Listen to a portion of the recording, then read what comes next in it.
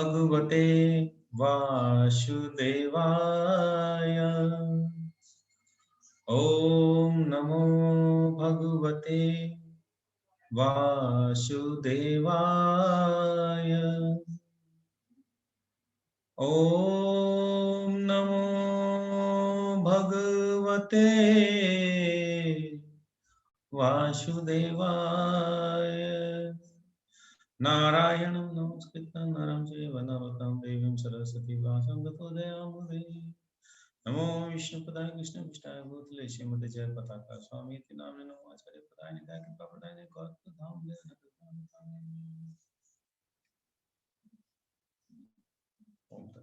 हरे कृष्णा।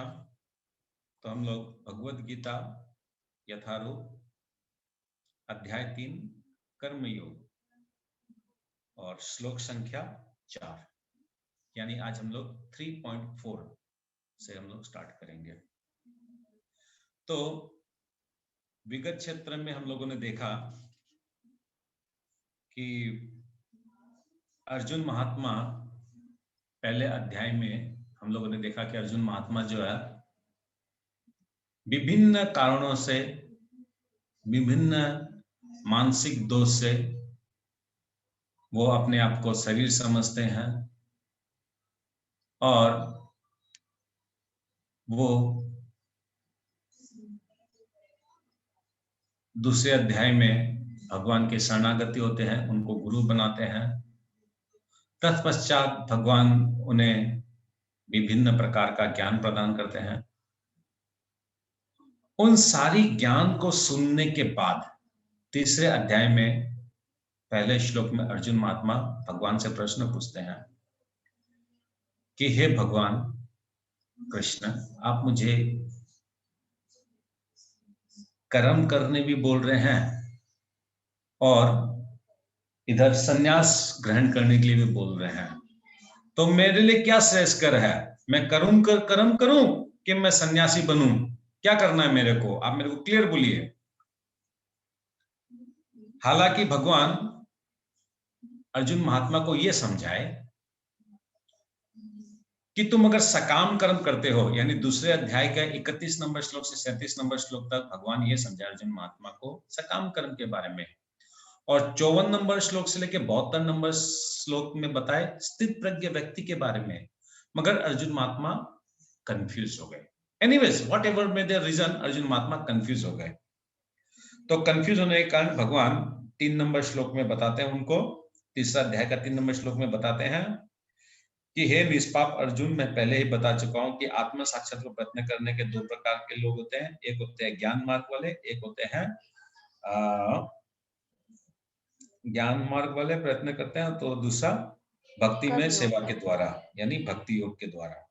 इस प्रकार जो है कर्म मार्ग, एक्चुअली में कर्म मार्ग और ज्ञान मार्ग के ऊपर में बताते हैं। ये 2 प्रकार के लोग हैं, जिसमें ज्ञान योग्य क्या है और कर्म योग्य क्या है, ये हम लोग कल ड्राइंग से हम लोग समझे थे। अब 4 नंबर श्लोक से हम लोग आज लेंगे।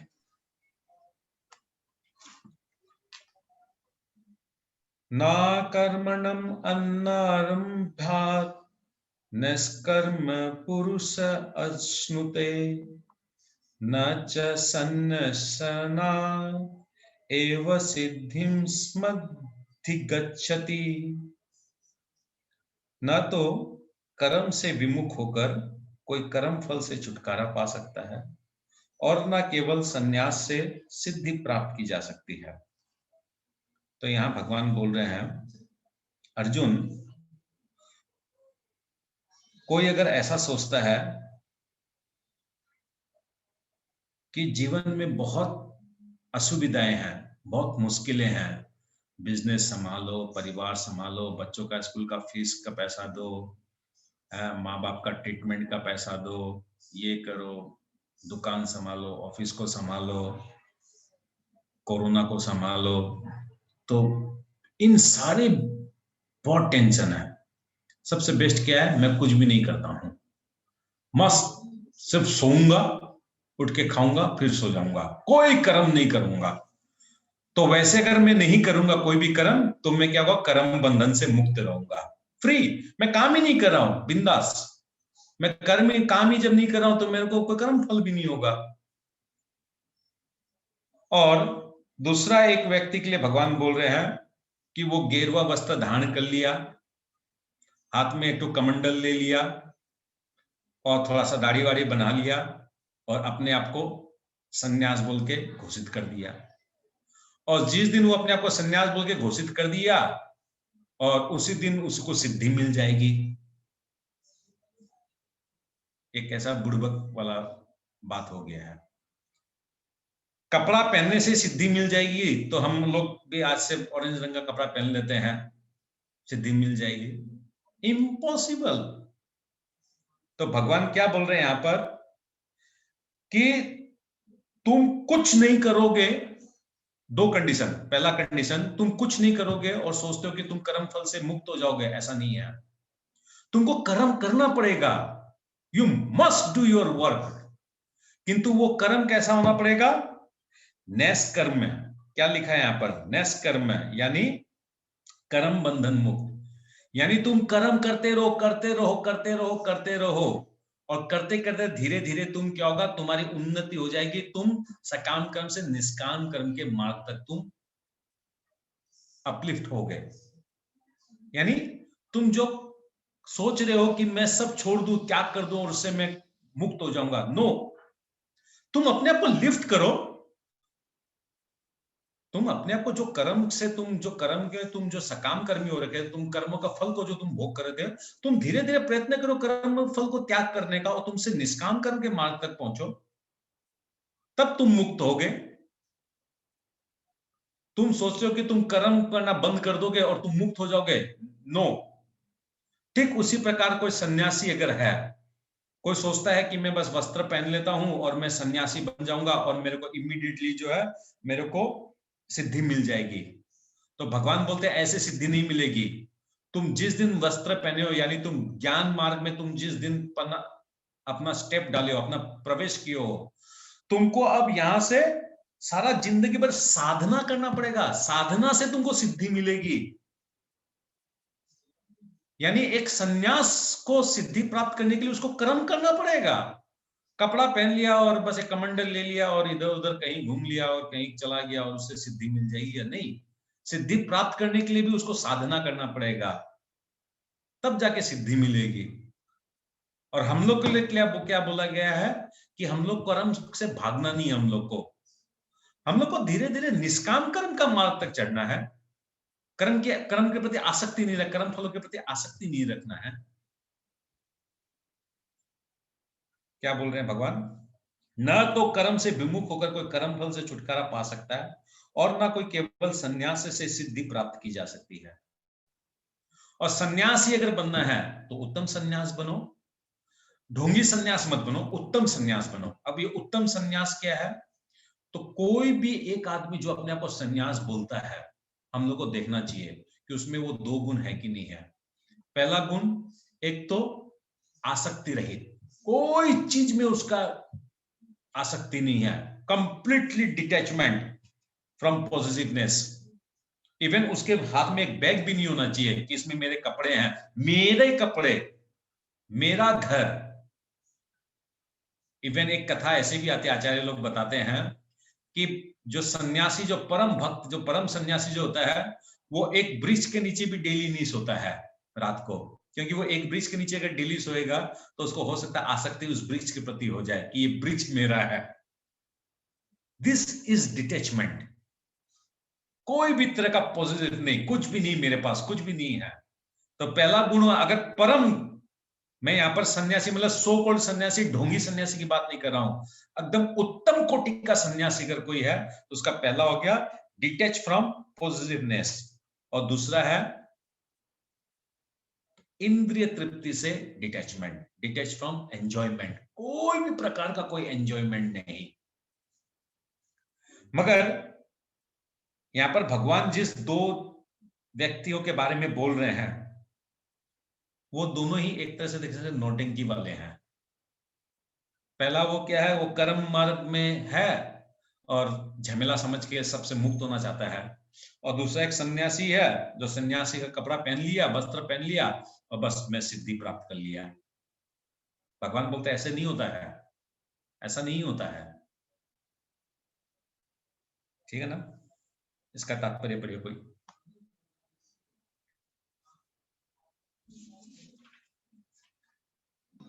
हरे कृष्णा प्रभु जी, मैं पढ़ूं। पढ़िए। भौतिकतावादी मनुष्यों के हृदय को विमल करने के लिए जिन कर्मों का विधान किया गया है, उनके द्वारा शुद्ध हुआ मनुष्य ही संन्यास ग्रहण कर सकता है। शुद्धि के बिना अनायास संन्यास ग्रहण करने से सफलता नहीं मिल पाती। ज्ञानी योगियों के अनुसार संन्यास ग्रहण करने अथवा सकाम कर्म से विरत होने से ही मनुष्य नारायण के समान हो जाता है, किंतु भगवान कृष्ण इस मत का अनुमोदन नहीं करते। हृदय की शुद्धि के बिना संन्यास सामाजिक अवस्था में उत्पात उत्पन्न करता है। दूसरी ओर यदि कोई नियत कर्मों को न करके भी भगवान की दिव्य सेवा करता है, तो वह उस मार्ग में जो कुछ भी उन्नति करता है उसे भगवान स्वीकार कर लेते हैं। बुद्धि योग स्वल्पमपयस्य धर्मस्य त्रायते महतो भयात्। ऐसे सिद्धांत की रंच मात्र संपन्नता भी महान कठिनाइयों को पार करने में सहायक होती है। हरे कृष्ण। हरे कृष्ण। आप लोग में से कोई बता सकता है ये जो यहाँ पर जो बताया गया स्वल्पमस्य धर्मस्य त्रायते महतो भयात्, ये कौन सा श्लोक का पार्ट है या कौन सा श्लोक है ये, या क्या था ये? आप लोग पढ़ चुके हैं ऑलरेडी इसको।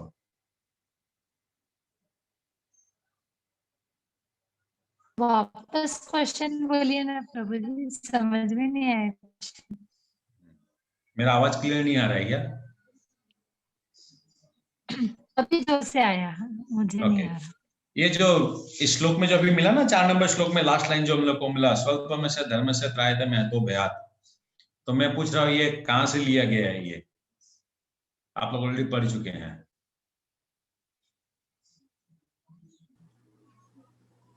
प्रभु जी ये दूसरे अध्याय का है। हाँ, दूसरे अध्याय का जो है ये तो मैं भी जानता हूँ। श्लोक कौन सा है या क्या बोलना चाह रहे थे भगवान? उसमें साधक की भक्ति अगर कहीं से छूट जाती तो अगले जन्म में वो जाकर के। Very good, excellent excellent. ये श्लोक संख्या है 2.40। नेहा विक्रम नासोस्ति प्रत्यवायो न विद्यते। हाँ, मिला आप लोग को? 2.40 में निकालिए आप लोग 2.40। स्वल्पमस्य धर्मस्य त्रायते महतो भयात्। ठीक है, एनीवेज 5 नंबर श्लोक। न हि कश्चित् ऋणम् अपि जातु तिष्ठति अकर्मकृत कार्यते हि अवश्य कर्म सर्व प्रकृति जो गुण। प्रत्येक व्यक्ति को प्रकृति से अर्जित गुणों के अनुसार विवश होकर कर्म करना पड़ता है। अतः कोई भी एक क्षण भर के लिए भी बिना कर्म किए नहीं रह सकता। जैसे आप लोग जानते हैं कि ये आत्मा एक्टिव है यानी क्रियाशील है, राइट? आत्मा चेतनमय है, 24 आवर्स ये चेतन में रहती है। उसी प्रकार ये जो प्रकृति के जो 3 गुण है, यहां पर क्या बोलता है? प्रकृति से अर्जित गुणों, गुणों यानी 3 गुण। प्रकृति के 3 गुण क्या क्या है? सतो तमो रजो। रजो सतो तमो प्रभु जी। रजोगुण सतोगुण तमोगुण। सीरियली सीक्वेंस से कोई बोल सकता है क्या? सीरियल सीक्वेंस क्या है? सतोगुण सतोगुण रजोगुण और तमोगुण। वेरी गुड, भावना माता जी करेक्ट, प्रमिला माता जी करेक्ट। सतोगुण रजोगुण तमोगुण, ये तीनों गुण जो है यहाँ पर भगवान क्या बोल रहे हैं? पिछले श्लोक में हम लोगों ने क्या देखा कि मैं कर्म नहीं करूंगा, मैं बिंदास रहूंगा। और सन्यासी भी बोलता है कि मैं सिर्फ कपड़े पहन लूंगा, मैं सन्यासी बन गया, कोई कर्म नहीं करूंगा। भगवान बोलता है कि कर्म नहीं करेगा, तुम्हारा कैपेसिटी है क्या? मैंने माया जाल एक बिछा रखा है, और वो माया जाल को क्या है? वो माया जाल 3 गुणों से बना हुआ है, सतोगुण, रजोगुण, तमोगुणों से। और उन गुणों के प्रभाव से तुमको काम करना ही पड़ेगा। You are bound to work. हम लोग सुबह उठने से लेकर रात को सोने तक हर वक्त हम लोग काम करते हैं।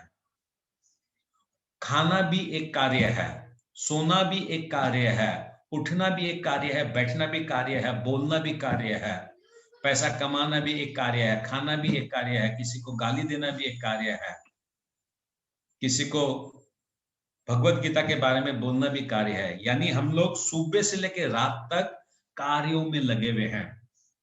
हो सकता है कुछ लोग चुगली करने में टेलीफोन में, हाँ मेरी सासू ये बोली, मेरा पड़ोसी ये कर दिया, उसने ये कर दिया, इसने ये गाड़ी खरीद ली, उसका जितना धन है मैं बाजार में कल बाके पूरा बाजार खरीद के लाके अपने घर में भर लूंगी। कार्य तो सभी कर रहे हैं हम लोग, each and every one of us हर घड़ी कार्य कर रहे हैं। और वो जितने कार्य हम लोग कर रहे हैं वो तीनों गुणों के प्रभाव से कर रहे हैं। हम लोग भूल जाते हैं, हमारी मानसिकता इतनी कमजोर, हम लोग भूल जाते हैं कि हम लोग को सतोगुणों में स्थित रहना चाहिए। हम लोग इमीडिएटली रजोगुण तमोगुण में हम लोग चले जाते हैं। माया का इतना भयानक जाल है, माया को इतना भगवान की प्रभावशाली शक्ति है। और मैं तो कभी कभी सोचता हूं कि हम लोग के जैसे भक्त, सो कॉल्ड भक्त से करोड़ गुना अच्छी तो माया देवी है। क्योंकि माया देवी देखिए, भगवान जो उसको कमांड दिया है, भगवान ने जो उसको ड्यूटी दिया है, माया देवी देखिए कितनी परफेक्टली उसको कर रही है उस ड्यूटी को। हम लोग कर रहे हैं उतनी परफेक्टली? नहीं समझे आप लोग इस बात को कि माया देवी कैसे परफेक्टली कर रही है। एनीवेज, बोलने का तात्पर्य यह है कि Maya Devi is also servant of Lord Krishna. मगर माया देवी को ये हुक्म दिया भगवान ने, पढ़न, तो माया देवी को प्रभु जी माया देवी का मतलब, यस, तो माया देवी को जो है भगवान ने ड्यूटी दिया है कि तुम जीवों को बांध के रखो। तो माया ड्यूटी अपना ड्यूटी क्या खराब कर रही है क्या? वो अपना ड्यूटी में कोई लापरवाही कर रही है क्या? So she is doing perfect duty, एकदम परफेक्ट कर रही है। मगर हम लोग को ड्यूटी भगवान ने दिया कि तुम धराधाम में जाओ, मेरी भक्ति करो और मेरे नित्य धाम को वापस आ जाओ। Are we doing our duty? तो इसलिए मैं बोलता हूं हम लोग से कई गुना अच्छी माया देवी है, कई गुना। She is very good. तो यहां क्या बोलते हैं प्रभुपाद कि आत्मा को एकमात्र तरीका है हम लोग को इस कर्म बंधन से बचने का। कर्म तो करना पड़ेगा। देखिए, नहीं कर्म करेंगे, नहीं कमाएंगे, नहीं हम लोग कार्य करेंगे तो कोई हम लोग का जीवन, हम लोग का गृहस्थी चला देगा या कोई?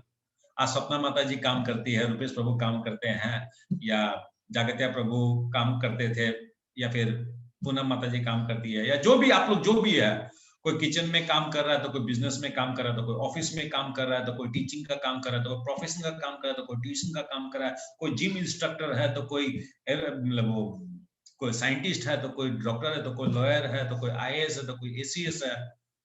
यानी हर एक आदमी को तो कर्म करना पड़ेगा। मगर वो कर्म में से जो कर्म बंधन जो है उससे बचने के लिए क्या बोल रहे हैं प्रभुपाद यहां पर? तुम कृष्ण भावना भावित कर्म करो। तुम अपने जीवन में कृष्ण को जोड़ के कर्म करो। अगर तुम कृष्ण को समर्पण करते हुए, कृष्ण को आधार रखते हुए अगर तुम कर्म करोगे तो तुम कर्म बंधन से नहीं बंधोगे। क्यों नहीं बंधोगे? क्योंकि तुम जो कर्म कर रहे हो वो कृष्ण के लिए है। तब क्या होगा, जो माया देवी जो है वो तुमको नहीं पकड़ेगी। क्योंकि क्यों नहीं पकड़ेगी? क्योंकि तुम्हारे कार्य कृष्ण के लिए है। तो कृष्ण तुम्हारा बाप हुआ और इधर माया देवी का भी बाप कृष्ण है। तो यानी माया देवी हम लोग को ग्रस्त नहीं करेगी, माया देवी हम लोग को पकड़ेगी नहीं, जकड़ेगी नहीं, क्योंकि वो अपने बाप के अगेंस्ट में नहीं जा सकती है।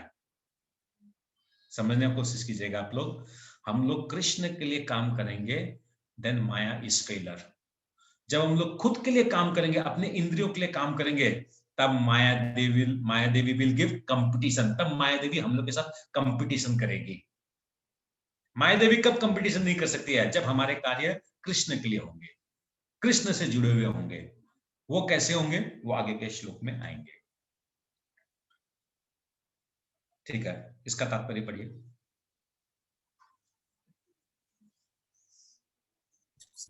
प्रभु मैं पढ़ता हूँ प्रभु। हाँ पढ़िए।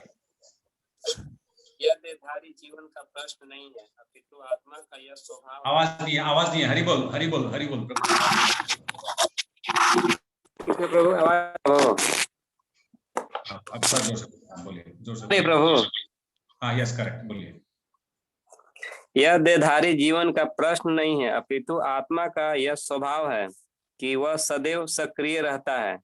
आत्मा की अनुपस्थिति में भौतिक शरीर हिल भी नहीं सकता। यह शरीर मृत वाहन के समान है जो आत्मा द्वारा चालित होता है, क्योंकि आत्मा सदैव गतिशील सक्रिय रहता है और वह एक क्षण के लिए भी नहीं रुक सकता। अतः आत्मा को कृष्ण भावनामृत के सत्कर्म के प्रवृत्त रखना चाहिए, अन्यथा यह माया द्वारा शासित कार्यों में प्रवृत्ति होता रहेगा। माया के संसर्ग में आकर आत्मा भौतिक गुण प्राप्त कर लेता है और आत्मा को ऐसे आकर्षणों से शुद्ध करने के लिए यह आवश्यक है कि शास्त्रों द्वारा आदिष्ट कर्मों में इसे संलग्न रखा जाए। किंतु यदि आत्मा कृष्ण भावनामृत के अपने स्वाभाविक कर्म में निरत रहता है तो वह जो भी करता है उसके लिए कल्याणप्रद होता है। श्रीमद्भागवत 1.5.17 द्वारा इसकी पुष्टि हुई है। त्यक्त्वा स्वधर्म चरणाम्बुजं हरे हरेर भजनं प्रकोट पतेतो यदि यत्र क भात वाभद्रम मुद मुष्य की को वार्थ अपोत भाजताम स्वधर्मतः। यदि कोई कृष्ण भावनामृत अंगीकार कर लेता है तो भले ही वह शास्त्रानुमोदित कर्मों को न करे अथवा ठीक से भक्ति न करे, और चाहे वह पतित भी हो जाए तो इसमें उनकी हानि या बुराई नहीं होगी। किंतु यदि वह शास्त्रानुमोदित सारे कार्य करे और कृष्ण भावना भावित न हो तो ये सारे कार्य उसके किस लाभ के हैं। अतः कृष्ण भावना मृत के इस स्तर पर पहुंचने के लिए शुद्धिकरण की प्रक्रिया आवश्यक है। अतएव संन्यास या कोई भी शुद्धिकारी पद्धति कृष्ण भावनामृत के चरम लक्ष्य तक पहुंचने में सहायता देने के लिए है, क्योंकि उसके बिना सब कुछ व्यर्थ है। हरे कृष्ण प्रभु। ओके, नेक्स्ट श्लोक है नंबर श्लोक। कर्म इंद्रियाणि संयम्य ये आस्ते मनसा स्मरण इंद्रिय अर्थान विमूढ़ आत्मा मिथ्या आचर स उच्यते।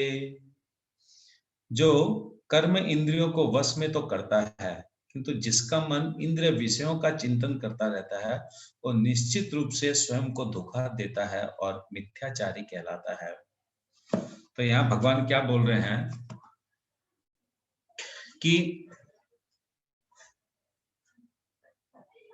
जो व्यक्ति कर्म योग के द्वारा कर्म योग में है और सोच रहा है कि मैं सकाम कर्म से निष्काम कर्म के मार्ग तक अपने आप को अपलिफ्ट करूं, मगर वो अपलिफ्ट करते समय अगर विभिन्न मन में प्रवेश करने वाली इंद्रियों के जो भोग है उसके प्रति अगर उसका आकर्षण रहता है तो क्या वो निष्काम कर्म योगी बन पाएगा? इट्स इम्पॉसिबल, वो कभी नहीं बन पाएगा, क्योंकि उसके मन में कामना वासना है। ठीक उसी प्रकार एक गेरुआ वस्त्र पहन लिया है, कुछ दाढ़ी बना लिया, कुछ कमंडल वमंडल हाथ में ले लिया, मगर और गांव दुनिया में क्या बोलता है, मैं सन्यासी हूं, मैं भिक्षुक हूं, मेरे को कुछ दीजिए,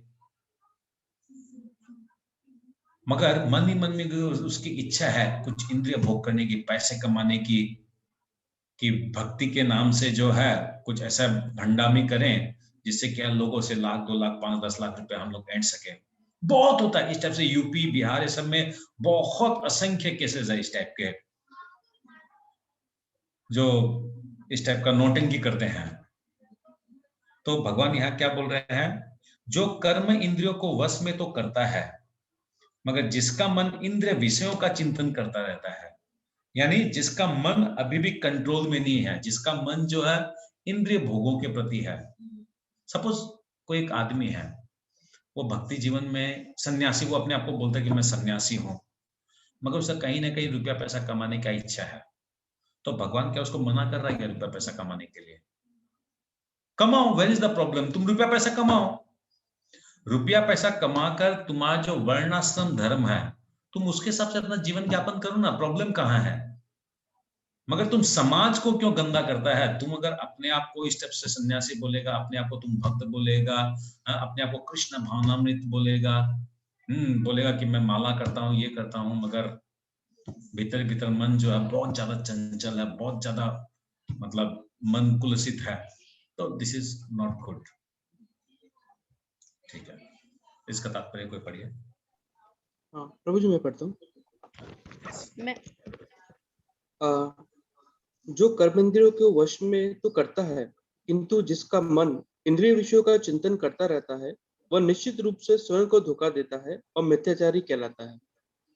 तात्पर्य, ऐसे अनेक मिथ्याचारी व्यक्ति होते हैं जो कृष्ण भावनामृत में कार्य तो नहीं करते, किंतु ध्यान का दिखावा करते हैं, जबकि वास्तव में मन में इंद्रिय भोग का चिंतन करते रहते हैं। ऐसे लोग अपने अबोध शिष्यों को बहकाने के लिए शुष्क दर्शन के विषय में भी व्याख्यान दे सकते हैं, किंतु इस श्लोक के अनुसार वे सबसे बड़े धूर्त हैं। इंद्रिय सुख के लिए किसी भी आश्रम में रहकर कर्म किया जा सकता है, किंतु यदि उस विशिष्ट पद का उपयोग विधि विधानों के पालन में किया जाए तो व्यक्ति की क्रमशः आत्मशुद्धि हो सकती है। किंतु जो अपने को योगी बताते हुए इंद्रिय तृप्तियों के विषयों की खोज में लगा रहता है, वह सबसे बड़ा धूर्त है। भले ही वह कभी कभी दर्शन का उपदेश क्यों न दे, उसका ज्ञान व्यर्थ है, क्योंकि ऐसे पापी पुरुष के ज्ञान के सारे फल भगवान की माया द्वारा हर लिए जाते हैं। ऐसे धूर्त का चित्त सदैव अशुद्ध रहता है, अतएव उसके योगिक ध्यान का कोई अर्थ नहीं होता। हरे कृष्णा। हरे कृष्णा। तो यहाँ पर प्रभुपाद क्लियरली बोलते हैं कि if you are practicing bhakti, then try to be भक्त। कहने का तात्पर्य क्या है, इस श्लोक से क्या सीखने को मिलता है? You are your own judge। आप कितने पानी में हैं इसका जजमेंट आप खुद कर सकते हैं। किसी दूसरा को सर्टिफिकेट की जरूरत नहीं है, किसी कोई दूसरा आपको सर्टिफिकेट देगा नहीं। यू आर योर ओन जज। ठीक है, 7 नंबर श्लोक। प्रभु जी धन्यवाद, प्रणाम प्रभु जी। हाँ, हरे कृष्णा, प्रणाम प्रभु। प्रभु जी मैं ये तो कुछ बोलना चाह रहे हैं प्रभु आप?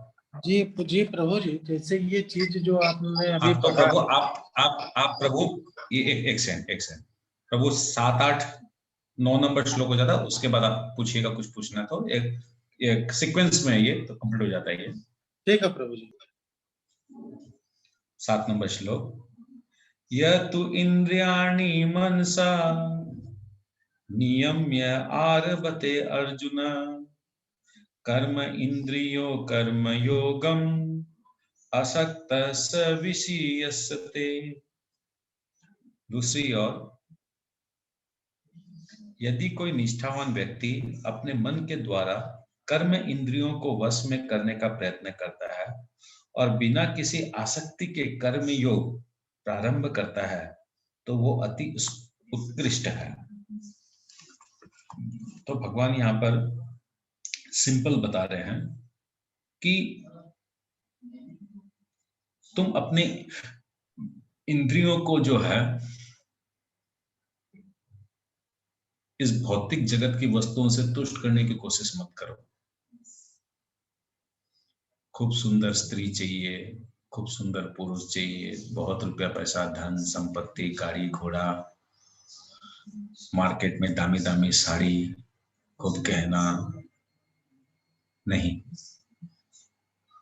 अगर हम भौतिक जगतों से इन इंद्रियों को अगर संतुष्ट करने की कोशिश करेंगे, तब ये इंद्रियां जो हमारी, जो कछुए जो अपनी इंद्रियों से जो कार्य करता है वो नहीं कर पाएगी। क्योंकि कछुआ क्या करता था, अपने इंद्रियों को तब यूज करता था जब प्रयोजन था, नहीं तो अनलेस अनटिल वो अपने सेल के अंदर ही अपने इंद्रियों को करता था। तो यानी हमारी इंद्रियों को एक्चुअली में जब कृष्ण की बात, कृष्ण का कोई गुणगान हो, कृष्ण का कीर्तन हो, कृष्ण का कोई दर्शन हो, कृष्ण का प्रसाद हो, इन विषयों पे जब कोई चर्चा होती है तभी हमको अपने इंद्रियों को एक्टिव करना चाहिए, नहीं तो हम लोग के इंद्रियों को डोरमेंट करके रखना चाहिए। No use. बस ठीक है, हम लोग इस भौतिक जगत में है, काम करना है, 2 पैसा कमाना पड़ेगा गृहस्थ आश्रम में, तो बस हाथ से जो काम करना है वो काम किए, दिमाग से जो काम करना है यूज में है वो करिए, पांव से जो काम करना है वो यूज किए। मगर ये नहीं है कि हाथ पांव दिमाग सब कुछ जो है सब रुपया पैसा के पीछे लगा दिए, ऐसा नहीं करना हम लोग को। तो इंद्रियों को जो हम लोग को यहाँ प्रभुपाद अपने तात्पर्य में बोलते हैं, इंद्रियों को कृष्ण भावनामृत करना है, कृष्ण की प्राप्ति के लिए करना है, कृष्ण की भक्ति के लिए इस्तेमाल करना है।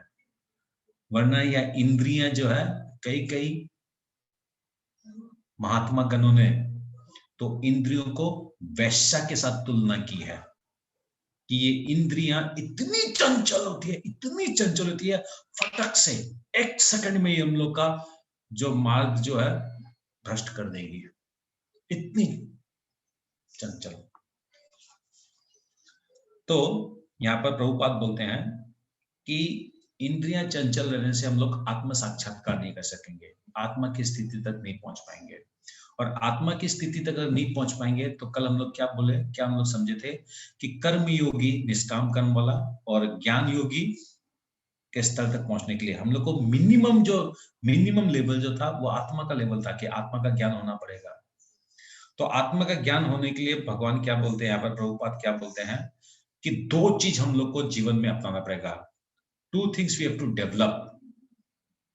पहला क्या बोलते हैं कि शास्त्र में जो हम लोग को अनुमोदन किया गया है, शास्त्र में जो हम लोग को रूल्स बताया गया है, भगवत गीता में जो रूल्स बताया गया है उसको अप्लाई करना पड़ेगा, फर्स्ट प्रायोरिटी। और सेकंड प्रायोरिटी क्या बोलते हैं वो,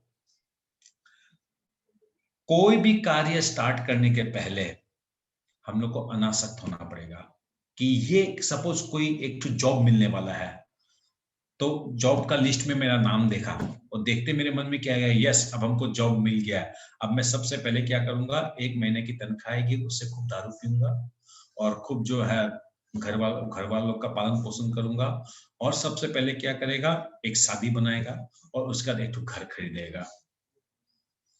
तो यहाँ क्या हो गया, ये कंप्लीटली ये विषय इंद्रियों से रिलेटेड हो गया है। तो क्या हुआ, लिस्ट में नाम आया, लिस्ट में नाम आते ही अगर हम लोग उसको कृष्ण भावनामृत अगर कर सकें, कर्म कौशल्य ज्ञान कौशल्य के हिसाब से अगर हम लोग उस लिस्ट में नाम देखें, नाम देखने के साथ आहा मेरा नाम आया, भगवान तुम्हारा कितना दया है, तुम्हारा कितना कृपा है, अब इससे जो रुपया आएगा इससे तुम्हारा बढ़िया से भोग बनेगा, मेरे माँ पिताजी मेरे जो है वो तुम्हारी संतान ही है, तो उनका बढ़िया से पालन पोषण होगा, तुम्हारी सेवा होगी, तुम्हारे प्रचार के लिए मैं कुछ रुपए को इस्तेमाल करूंगा, मैं एक गाड़ी खरीदूंगा, मगर उस गाड़ी के माध्यम से जो है जगन्नाथ रथ यात्रा होगी तो वो भक्तों का सेवा करेगी वो गाड़ी। कोई भक्त अगर कहीं जाना चाहता है 100, 150, 200 किलोमीटर के लिए, तब मैं अपनी गाड़ी दे दूंगा, कोई बात नहीं, आप लोग लेके जाइए, आप लोग प्रचार कीजिए, भजन कीर्तन में जाइए। उस टाइप की सोच उसकी डेवलप होनी चाहिए। दिस इज कृष्ण कॉन्शियसनेस, यानी वही इंद्रियों को वो भगवान के कार्यों में लगा दिया। और यहाँ पर लास्ट में प्रभुपाद एक एग्जाम्पल देते हैं कि जीविका के लिए ध्यान धरने वाले प्रवंचक ध्यानी, यानी आजकल समाज में हम लोग को कुछ लोग मिलते हैं जो मैक्सिमम बहुत सारे हरिद्वार, जगन्नाथ, वृंदावन, द्वारिका, बहुत जगह जहां भी गए हैं वहां पर क्या कहीं ना कहीं हम लोग को भंडू लोग हम लोग को मिलते हैं, जो लोग क्या है जिनको ना शास्त्र का नॉलेज है, ना वो ब्राह्मण है, ना उनको कृष्ण से लेन देन है, सिर्फ एक धोती पहन लिए, एक तिलक लगा लिए, हाँ बाबा तुम हमको 10 रुपया दे दो, तुमको 1000 रुपया देगा, तुम ये दे दो तुमको पुत्र हो जाएगा, तुम्हारा कन्या का विवाह हो जाएगा, तुम एक काम करो हम लोग को 10,000 रुपया दे दो, तुम्हारे नाम का एक प्लेट लगा देगा, ये नेम प्लेट तुम्हारा लगाने के साथ साथ क्या होगा, तुम्हारे घर में उन्नति, रुपया पैसा आना चालू हो जाएगा, तुम्हारा व्यापार अच्छा हो जाएगा।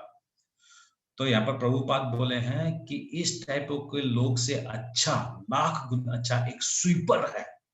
स्वीपर के साथ तुलना की है प्रभुपाद इन लोगों का, क्योंकि स्वीपर क्या है, कम से कम हम अपने वर्ण आश्रम धर्म के हिसाब से, वो शूद्र है इसलिए वो कम से कम अपना ड्यूटी, वो शूद्र है तो वो शूद्र का ड्यूटी निभा रहा है विथ प्योरिटी। मगर कोई इस टाइप से भंडू टाइप का अगर कोई ड्यूटी कर रहा है, कोई इस टाइप का बेवकूफ बनाने का काम कर रहा है, जो समाज को गंदा करने का काम कर रहा है, वो अत्यंत ही घिननीय आदमी है। ओके, इसका तात्पर्य कोई पढ़िए। हरे कृष्णा प्रभु जी, मैं पढ़ती हूँ। लंपट जीवन और इंद्रिय सुख के लिए ठग योगी का मिथ्या वेश धारण करने की अपेक्षा अपने कर्म में लगे रहकर जीवन लक्ष्य को, जो भव बंधन से मुक्त होकर भगवत धाम को जाना है, प्राप्त करने के लिए कर्म करते रहना अधिक श्रेष्ठकर है। प्रमुख स्वार्थ गति तो विष्णु के पास जाना है। संपूर्ण वर्णाश्रम धर्म का उद्देश्य इसी जीवन लक्ष्य की प्राप्ति है। एक गृहस्थ भी कृष्ण भावनामृत में नियमित सेवा करके इस लक्ष्य तक पहुंच सकता है। आत्म साक्षात्कार के लिए मनुष्य शास्त्रानुमोदित संयमित जीवन बिता सकता है और अनासक्त भाव से अपना कार्य करता रह सकता है। इस प्रकार वह प्रगति कर सकता है। जो निष्ठावान व्यक्ति इस विधि का पालन करता है वह इस पाखंडी धूर्त से कहीं श्रेष्ठ है। जो अबोध जनता को ठगने के लिए दिखावटी आध्यात्मिकता का जामा धारण करता है, जीविका के लिए ध्यान धरने वाले प्रवंचक ध्यानी की अपेक्षा सड़क पर झाड़ू लगाने वाला निष्ठावान व्यक्ति कहीं अच्छा है। हरे कृष्ण। हरे कृष्णा, बहुत अच्छा। ओके, 8 नंबर श्लोक। नियतं कुरु कर्म त्वं कर्म जायो हि कर्मणा शरीर्यात्रापि च तेन प्रसिद्धयेद कर्मणा। अपना नियत कर्म करो, क्योंकि कर्म न करने की अपेक्षा कर्म करना श्रेष्ठ है। कर्म के बिना तो शरीर निर्वाह भी नहीं कर सकता। तो यहाँ पर भगवान क्या बोल रहे हैं, तुम अपना नियत कर्म करो। तुमको मनुष्य शरीर मिला है, तुम अपना नियत कर्म करो। तो ये नियत कर्म मतलब क्या हो गया? नियत कर्म मतलब प्रेस्क्राइब ड्यूटीज। क्या प्रेस्क्राइब, किसने प्रेस्क्राइब किया, क्या है वो प्रेस्क्राइब ड्यूटीज? तो भगवान बोलते हैं चातुर्वर्ण मया सृष्टम गुण कर्म विभाग्य से। तुम्हारे लिए मैंने 4 वर्ण और 4 आश्रमों को बनाया है गुण और कर्मों के हिसाब से। तो तुम अपने वर्णाश्रम धर्म के हिसाब से प्रेस्क्राइब ड्यूटी करो, और इस प्रकार प्रेस्क्राइब ड्यूटी करते हुए क्रमशः धीरे धीरे धीरे धीरे आध्यात्मिक जीवन की उपलब्धि होगी। और वर्णाश्रम धर्म में तुम जब काम करोगे, as per the specific guidelines of the varnashrama dharma तुम जब काम करोगे, अपने कार्य करोगे, नियमित कर्म करोगे, सुबह से रात तक जो भी कार्य करो उन सारे कार्यों को करोगे। सुबह उठना है, उसका ब्रश वगैरह करना है, उसका चैंटिंग वगैरह करना है, उसके बाद बच्चों के लिए फूड्स बनाना है, उन लोगों को स्कूल भेजना है, स्कूल का ट्यूशन का फीस देना है, ऑफिस या दुकान जाना है, काम करना है, ग्राहकों को देखना है, कस्टमर को देखना है, क्लाइंट को देखना है, प्रोफेसर है तो ट्यूशन देना है, वगैरह करना है। फिर दोपहर में आया, रात को शाम को आया घर में, तो आते वक्त जो है कुछ सब्जी, फल, मिठाई वगैरह लेके आना है, राशन वगैरह लेके आना है। फिर हम लोग को जो है अपने माँ बाप को संभालना है, उनकी दवाई दारू का देखना है, किसी का कोई प्रॉब्लम है तो वो सबको देखना है। फिर हम लोग को रात को जो है वापस भगवान को भोग लगाना है, भोग लगा के फिर उसको प्रसाद रूप में खाना है, फिर रात को हम लोग को सोना है। ये सारा कार्य सुबह 5 बजे से लेके रात का 10 बजे तक हम लोग जो भी कार्य करते हैं, ये सारा कार्य करो, नो प्रॉब्लम। भगवान को कोई प्रॉब्लम नहीं है। भगवान बोल रहे हैं कि तुम उसको वर्णाश्रम धर्म के हिसाब से करो, प्रेस्क्राइब्ड फॉर्मेट में करो। 4 वर्ण और 4 आश्रम, ब्राह्मण, क्षत्रिय, वैश्य, शूद्र। भगवान स्वयं बोलते हैं कि भगवान के शरीर से ही ये 4 वर्ण और 4 आश्रम बने हैं। भगवान के मस्तक, भगवान के सर से बना है ब्राह्मण, भगवान के भुजाओं हाथों से बना है क्षत्रिय, और भगवान के पेट से बना है वैश्य, और भगवान के पांव से बना है शूद्र। तो यानी भगवान से बना है ये वर्ण आश्रम प्रणाली। तुम इस वर्ण आश्रम प्रणाली के हिसाब से अपना जीवन निर्वाह करो। इधर तो ये 4 वर्ण हो गए और 4 आश्रम हम लोग के क्या हो गए? 25 साल की उम्र तक ब्रह्मचारी, 50 साल की उम्र तक गृहस्थ, 75 साल की उम्र तक वामप्रस्थ, और 75 के बाद सन्यासी। इस रेगुलेटिव फॉर्मूला में अगर तुम अपना जीवन ज्ञापन करते हो, you are doing the best, no problem. और भगवान यहां पर एक और चीज बोलते हैं कि शरीर यात्रा, देखिए सेकंड लाइन में क्या बोला है? शरीर यात्रा। शरीर यात्रा मतलब शरीर को चलाने के लिए हम लोग को कर्म करना ही पड़ेगा। भगवान यहाँ पर कुल मिला के क्या बोलना चाहते हैं? भगवान अर्जुन महात्मा को यह समझाना चाहते हैं कि अर्जुन महात्मा, तुम जो हमको प्रश्न पूछे हो कि मैं कर्म करूं कि कर्म का त्याग करूं, तो भगवान यहां समझा रहे अर्जुन महात्मा को कि तुम कर्म करो, तुमको कर्म करना पड़ेगा, तुम कर्म करने के लिए बाध्य हो,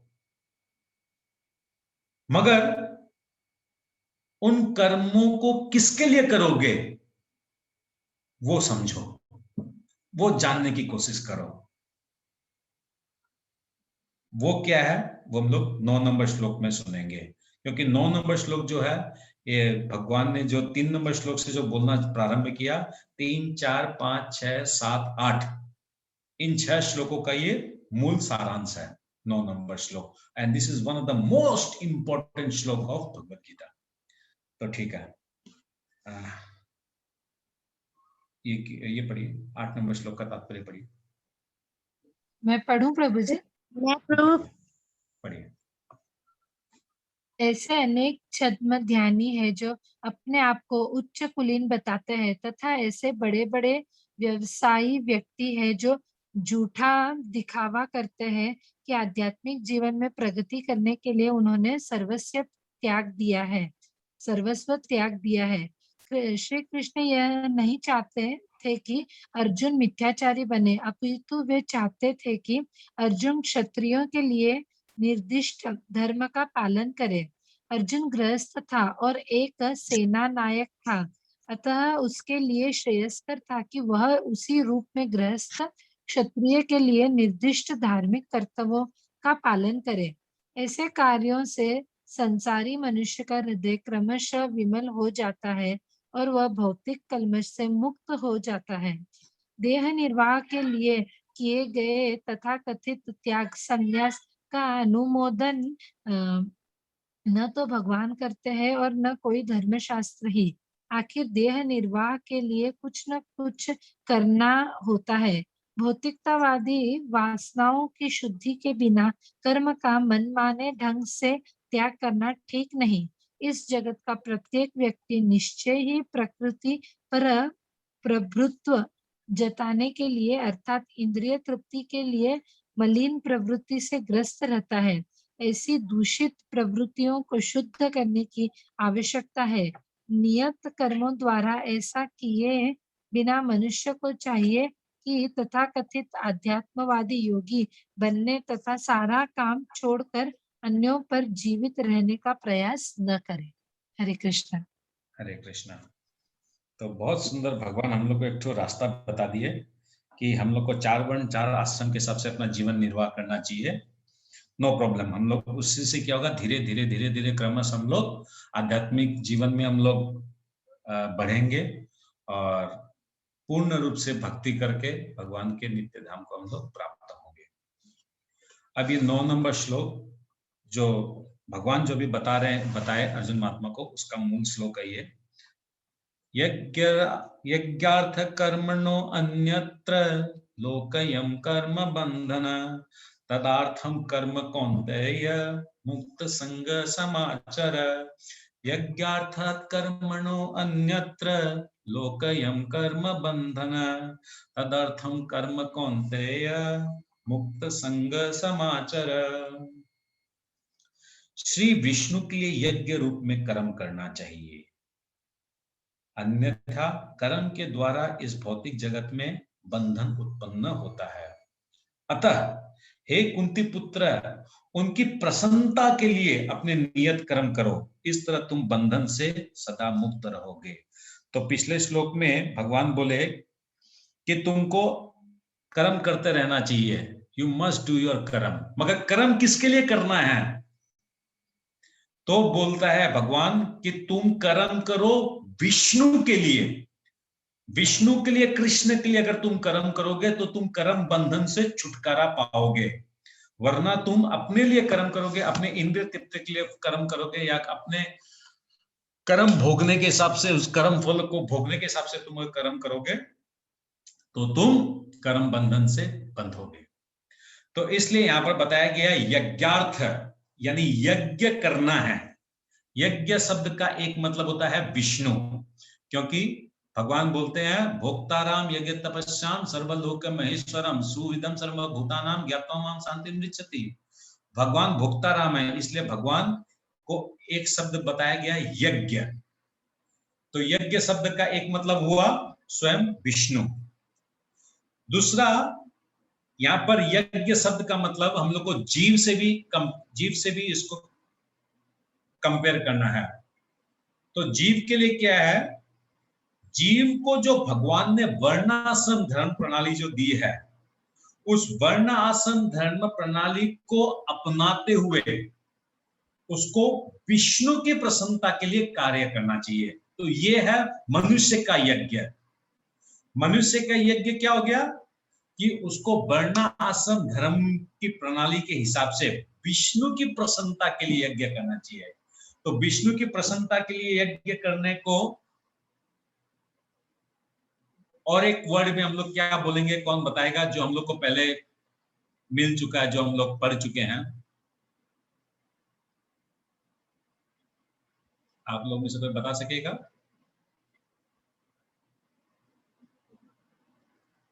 विष्णु की प्रसन्नता के लिए हम लोग कोई कार्य करें, उसको हम लोग क्या बोल सकते हैं? कृष्ण भावना भावी, एकादशी करना, योग काम कर्म, प्रभु जी एकादशी करना, नहीं नहीं नहीं नहीं नहीं नहीं, नहीं। भावना भावित, निष्काम कर्म, कर्म कौशल। Yes, very very good, excellent excellent.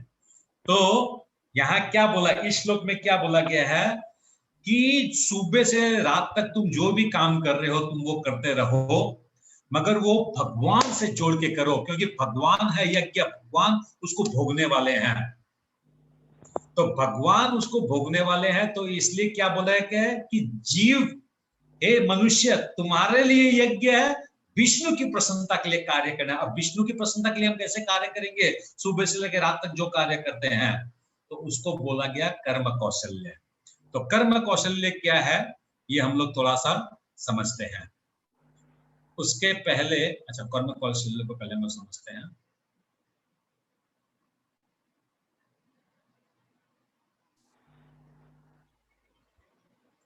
यहां पर देखिए,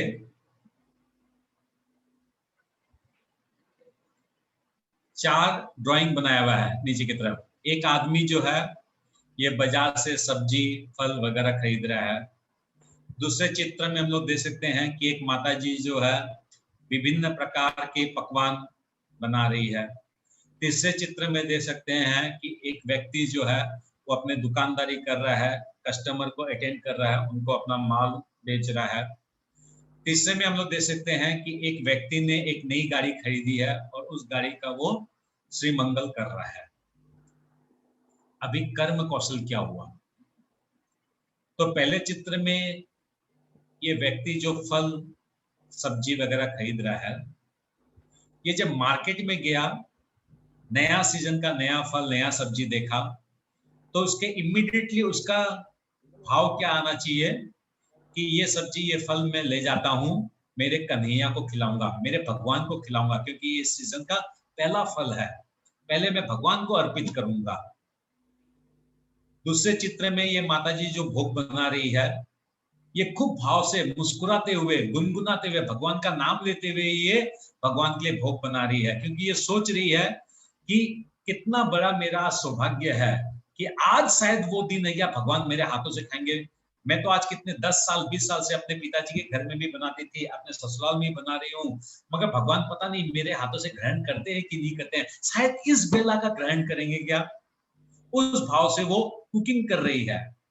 तीसरे चित्र में ये व्यक्ति जो है वो अपनी दुकानदारी कर रहा है या ऑफिस कर रहा है, तो ये क्या कर रहा है, बहुत सारा अपना कपड़ा या जिस चीज का भी वो बिजनेस कर रहा है वो अपने ग्राहकों को बेचता है, और उस ग्राहक से जो उसको रुपया पैसा मिलता है या प्रॉफिट जो मिलता है, इमीडिएटली उसके मन में क्या आता है, ये प्रॉफिट का रुपया से मैं बिल्डिंग खरीदूंगा, मकान खरीदूंगा, दुकान खरीदूंगा और गोडाउन खरीदूंगा, प्रॉपर्टी खरीदूंगा, एफडीआर बनाऊंगा। ऐसे नहीं, वो इस रुपया को जैसे उसका इनकम हुआ वो इमीडिएटली क्या अपने मन में लाता है कि ये रुपया को मैं अच्छे से रखूं, सुरक्षित रखूं, क्योंकि ये रुपया भगवान का रुपया है, इससे मेरे को भगवान का प्रचार कार्य में इस्तेमाल करना है।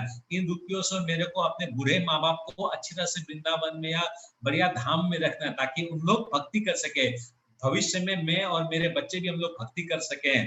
हाँ, इस प्रकार से चिंतन में ये आदमी बिजनेस कर रहा है। ये आदमी गाड़ी खरीदा, गाड़ी खरीद के ये श्री मंगल कर रहा है। ये क्यों कर रहा है कि ये गाड़ी जो है ये भगवान का आशीर्वाद है, भगवान ने मेरे को दिलाई है, भगवान का धन है, भगवान की संपत्ति है, भगवान की दी हुई बुद्धि से मैंने इस गाड़ी को खरीदी है। तो ये गाड़ी का मालिक मैं नहीं हूँ, इसका मालिक भगवान है। तो भगवान कृष्ण ही इस गाड़ी का भोग करेंगे। कैसे भोग करेंगे?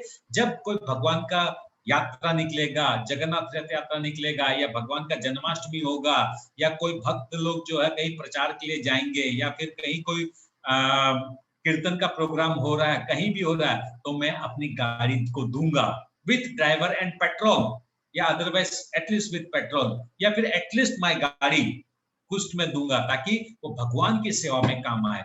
तो हम लोग क्या देखें यहाँ पर, ये पहला फोटो में हम लोग क्या देखें, इस व्यक्ति को जो खाना है, इसको जो पसंद है वही इस मार्केट से खरीद रहा है, क्योंकि इसकी पत्नी जो है वो घर में उसको बनाएगी।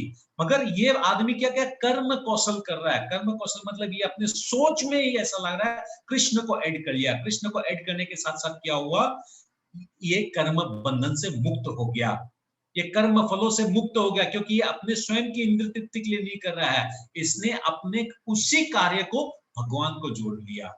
उसी प्रकार इस माताजी ने भी वैसे जोड़ लिया, इसी प्रकार इस दुकानदार ने भी जोड़ लिया, इसी प्रकार इस व्यक्ति ने भी जोड़ लिया। तो हम लोग देख सकते हैं कि कर्म कौशल जो है वो हम लोग को जीवन में हर फेज में, हर स्टेज में हम लोग को धीरे धीरे ग्रेजुअली हम लोग को डेवलप करना पड़ेगा। आज नहीं होगा, 5 दिन में होगा, 5 दिन में नहीं, 50 दिन में होगा, 50 दिन में नहीं, 5 साल में तो कम से कम होगा।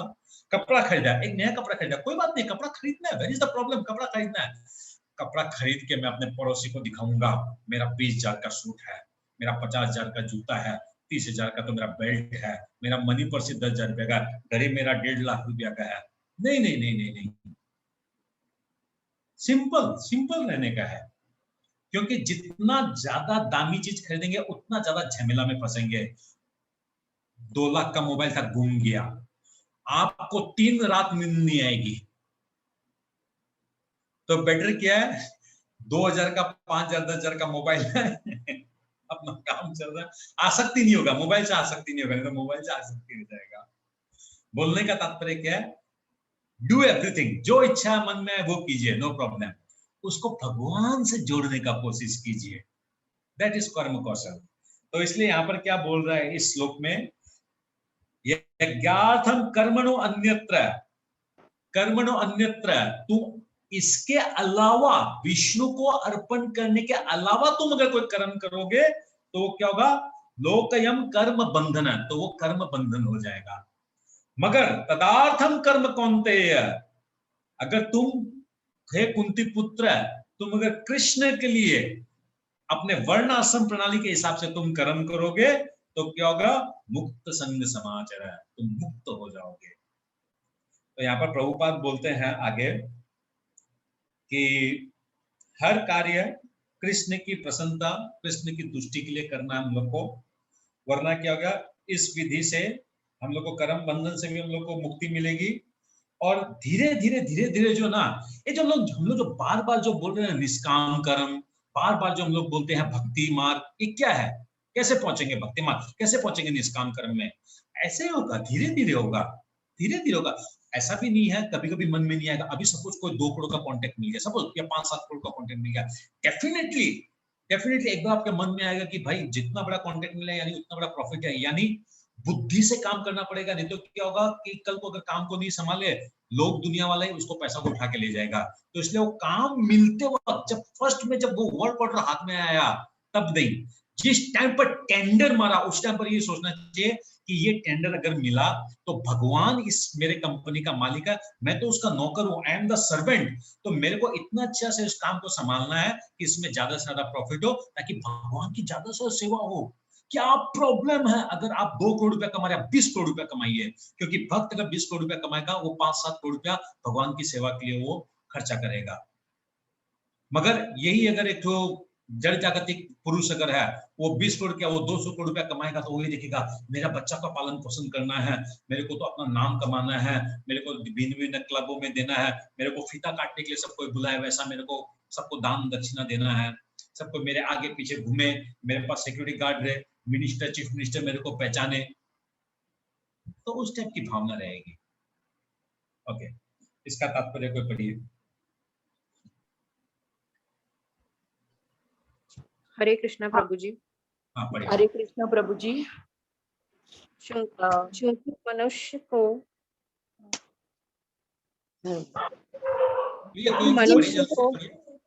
शरीर के निर्वाह के लिए भी कर्म करना होता है, अतः विशिष्ट सामाजिक स्थिति तथा गुण को ध्यान में रखकर नियत कर्म इस तरह बनाए गए हैं कि उस उद्देश्य की पूर्ति हो सके। यज्ञ का अर्थ भगवान विष्णु है। सारे यज्ञ भगवान विष्णु की प्रसन्नता के लिए हैं। वेदों का आदेश है यज्ञो वे विष्णु। दूसरे शब्दों में, चाहे कोई निर्दिष्ट यज्ञ संपन्न करे या प्रत्यक्ष रूप से भगवान विष्णु की सेवा करे, दोनों से एक ही प्रयोजन सिद्ध होता है। अतः जैसा कि श्लोक में संस्तुत किया गया है, कृष्ण भावनामृत यज्ञ ही है। वर्णाश्रम धर्म का भी उद्देश्य भगवान विष्णु को प्रसन्न करना है। वर्णाश्रमा चारवता पुरुषेण परः पुमान विष्णुराराध्यते, विष्णु पुराण 3.8.8। अतः भगवान विष्णु की प्रसन्नता के लिए कर्म करना चाहिए। इस जगत में किया जाने वाला अन्य कोई कर्म बंधन का कारण होगा, क्योंकि अच्छे तथा बुरे कर्मों के फल होते हैं और कोई भी फल कर्म करने वाले को बांध लेता है। अतः कृष्ण या विष्णु को प्रसन्न करने के लिए कृष्ण भावना भावित होना होगा, और जब कोई ऐसा कर्म करता है तो वह मुक्त दशा को प्राप्त कर रहता है। यही महान कर्म कौशल है, और प्रारंभ में इस विधि में अत्यंत कुशल मार्गदर्शन की आवश्यकता होती है। अतः भगवत भक्त के निर्देशन में या साक्षात भगवान कृष्ण के प्रत्यक्ष आदेश के अंतर्गत, जिनके अधीन अर्जुन को कर्म करने का अवसर मिला था, मनुष्य को परिश्रम पूर्वक कर्म करना चाहिए। इंद्र तृप्ति के लिए कुछ भी नहीं किया जाना चाहिए, अपितु हर कार्य कृष्ण की प्रसन्नता या तुष्टि के लिए होना चाहिए। इस विधि से न केवल कर्म के बंधन से बचा जा सकता है, अपितु इससे मनुष्य को क्रमशः भगवान की वह प्रेमा भक्ति प्राप्त हो सकेगी जो भगवत धाम को ले जाने वाली है। हरे कृष्णा प्रभु जी। थैंक यू सो मच माता जी। तो 9 नंबर श्लोक समाप्त होने के साथ साथ आप लोग एक चीज नोटिंग कीजिए कि जैसे आप लोग को मालूम है कि फर्स्ट चैप्टर को हम लोग नाम दिए थे डाउट, सेकंड चैप्टर का नाम दिए थे हम लोग GITA गीता, वैसे हम लोग थर्ड चैप्टर का नाम दिए हैं ट्री, TREE ट्री। तो पहले 9 श्लोक 1 से लेके 9 नंबर श्लोक का दिया है त्याग ऑफ कर्मास। त्याग of karma is not accepted. आर 10 नंबर श्लोक से 16 नंबर श्लोक है रिमेम्बरिंग विष्णु। फिर ई 17 से 35 नंबर श्लोक है एग्जाम्पलरी पर्सन्स। और फिर लास्ट का ई है एनिमी लस्ट। इस प्रकार हम लोग जब श्लोकों को तोड़ लेते हैं तो हम लोग को याद रखने के लिए बहुत आसान होता है कि कितना नंबर श्लोक से क्या है, कितना नंबर श्लोक से क्या है। आप लोग इसको नोटिंग कर लीजिए जो लोग नोटिंग करना चाहते हैं। तो ठीक है, हम लोग आज यही विराम देते हैं और कल वापस जो हम लोग सेकंड पोर्शन में हम लोग जाएंगे 10 नंबर श्लोक से। प्रभु जी एक बार फिर से दिखा दीजिए, मेरा लास्ट लाइन बाकी रह गया। ओके,